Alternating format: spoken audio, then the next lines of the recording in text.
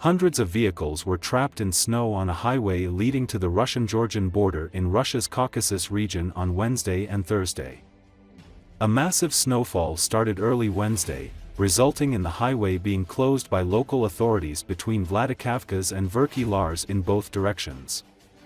This is the main artery from Russia to Georgia, also known as the Georgian Military Road. Rescuers set up heating stations with hot tea and chargers along the road for people who had to stay in their cars for a couple of days with no food and running out of fuel.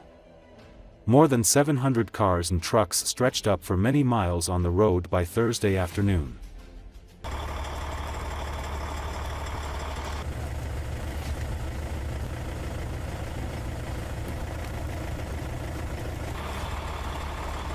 Ребенок, он сзади, оттуда никуда не выходит, ужасно, уже вторые сутки я не могу здесь не выходить, ничего из-за снега.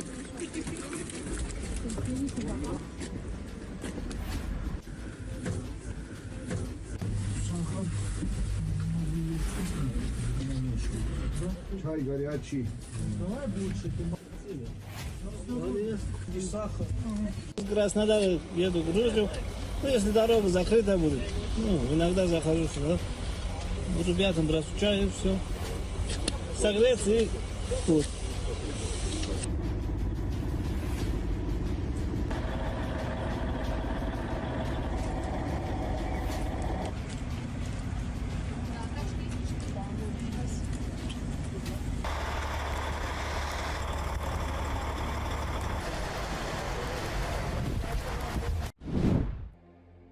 Local authorities declared a state of emergency in Russia's far eastern city of Blagoveshchensk due to heavy snowfall.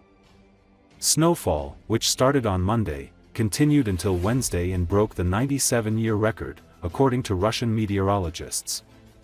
Blagoveshchensk authorities said intercity bus routes were cancelled and flights were delayed at the local airport. Residents of Blagoveshchensk, volunteers, students, and even local officials were mobilized to help with cleaning the snow.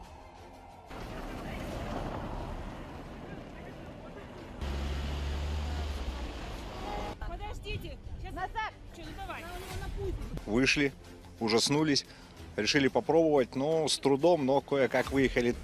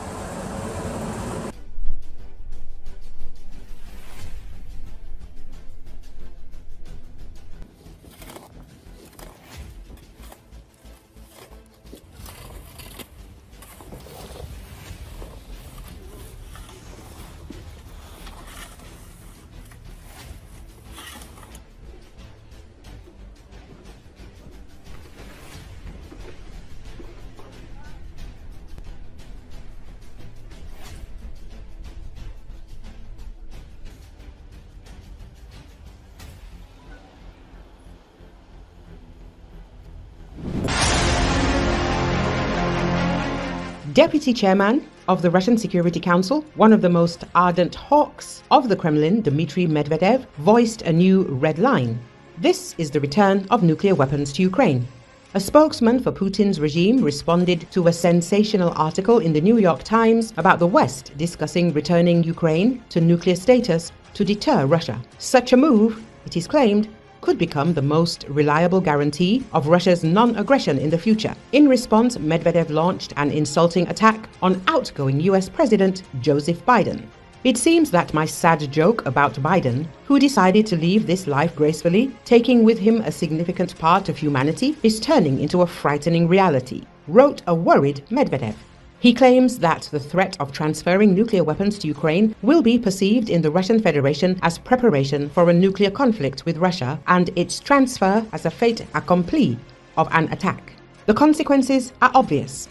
the official wrote, hinting at a nuclear strike. The Kremlin regularly draws its red lines for Ukraine and the West, threatening dire consequences that it does not implement. Such red lines previously included NATO's advance to the east, military aid to Ukraine, strikes on Russian territory, the entry of Ukrainian troops into Russia, etc. Even Russian Z channels mock the fact that the Kremlin does not carry out its threats, accusing their government of weakness. Earlier, Kremlin spokesman Dmitry Peskov said that discussion in the West about arming Ukraine with nuclear weapons is absolutely irresponsible. The New York Times reported last week that some unidentified Western officials had suggested US President Joe Biden could give Ukraine nuclear weapons before he leaves office. Several officials even suggested that Mr. Biden could return nuclear weapons to Ukraine that were taken from it after the fall of the Soviet Union.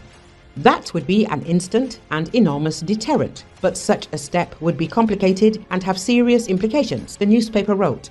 Asked about the report, Peskov told reporters, "These are absolutely irresponsible arguments of people who have a poor understanding of reality and who do not feel a shred of a responsibility when making such statements. We also note that all of these statements are anonymous. Ukraine inherited nuclear weapons from the Soviet Union after its 1991 collapse, but gave them up under a 1994 agreement, the Budapest Memorandum, in return for security assurances from Russia, the United States, and Britain.